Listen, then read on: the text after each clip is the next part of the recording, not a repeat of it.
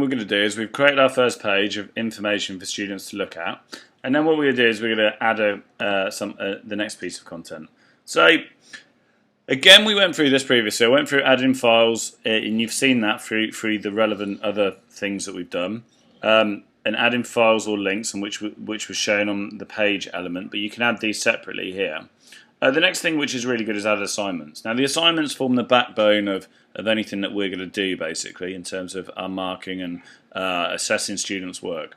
So to add an assignment, you click Add Assignment, you give it a title. Okay, so assignment. I'm going to give it a number because it's easier for me to do. I'm going to call I'm going to call it What are the main media institutions? Question mark. Okay.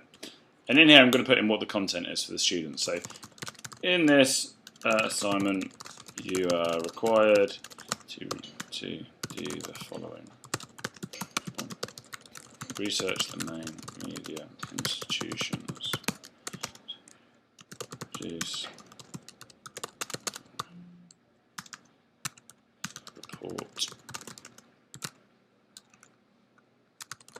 on the advantages and disadvantages of media institutions. Okay, so in this assignment you're required to do the following. Research the main media institutions, produce a report of the advantages and disadvantages of media institutions.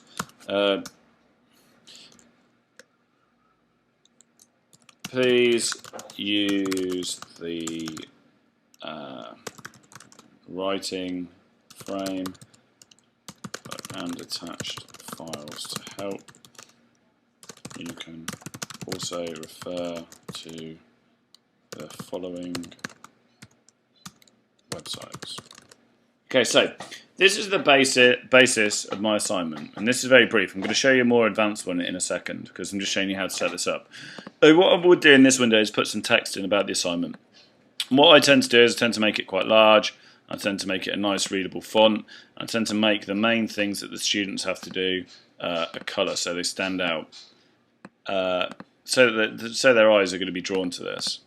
Okay, so you always tend to give them a writing framework and attached files, and also give them some websites to look at. Now, this is the basic assignment. What else? Other things that I can add in here again, like we did before, is in here we can go images. You can add in images. You can add in Web 2.0 content. So when you're setting up an assignment and you want them to access a YouTube video, for example, and they're doing this from home, then you can say, okay, right, YouTube. Let's go to YouTube. What are media institutions? Okay. Just get that URL. What I can do is in here, I can paste that in there. YouTube, this is the video that I want to do, and I can just go insert. Okay, and what that will do is that will give me a iframe, which when the students see this, they will see this video. Okay, so I can put that in there. I can also go into here and go insert other Web 2.0 content. So I might want to put in something off Flickr or SlideShare or something like that. And so I can build this assignment so it's got lots and lots of scaffolded resources. So there's the basis for my assignment. What I'm going to do down here is I'm going to set a deadline. I want them to give this in a week's time. So I'm going to do at a specific time. Or no, at the end of a specific day or at a specific time you can choose. So if I go end of a specific day, go into calendar, I'll go, okay, next week, 1st of August. I'm going to make sure. Now, there's two things you can do here which are useful. You can either allow them to submit after the deadline or not allow them. If you don't, then if you click this and make it it's not ticked, students are not able to submit any work after the deadline. I tend to have this ticked, and in Gradebook it will show me something, and I'll explain to you what you'll see if they submit it late. Make it mandatory, yes or no.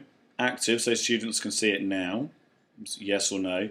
Or you can set a time span. So you can say, I want it active from today at a specific time, and I want it to stop working on the 1st, and what times. Then the next, you can upload files. So you can upload any files you want to this. So I might go, okay, I've got file here, which is a good PDF document that I want to use, so I drag that in and drop it on here.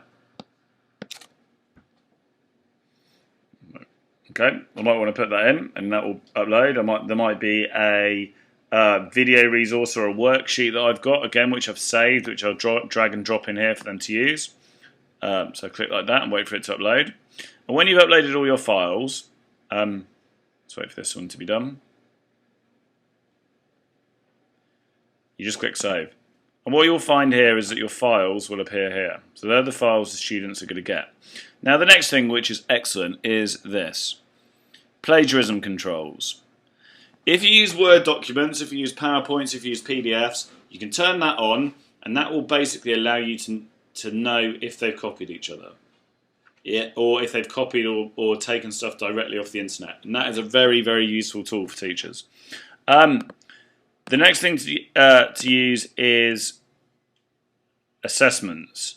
Okay, so you can use the various assessments that are set up. You can have AS grades, you can have GCSE grades. There is also, you can have yes, no, passed, give it an out of 10. And there's also BTEC grades which aren't in there currently, which will be added. So you can say, okay, I want to use AS and A2 grades. And what I want to do is I want to add it to the assessment record, which I will explain to you in the next assignment. And once you've got all this set up, you can go save. And that will basically set up an assignment for the students to access. So when they click on it and you refer them to this, this is what they'll see. Okay. Here it is. Here's media studies. This is the video that I embedded in there. Hi, and welcome back to another tutorial video based on OCRs. Here are the files that I added that they can download, etc., etc. Now, what you will see when you click on this, as well as this, is at the bottom, you'll see all the students' names who are part of this, and you will know if they have submitted or not submitted, because it tells you in here. So that's basically how you set up assignments. In the next tutorials, that's single assignments. In the next tutorials, what I'm going to do is I'm going to show you how to set up a group, and the groups can be course groups or they can be individual groups for students within assignments.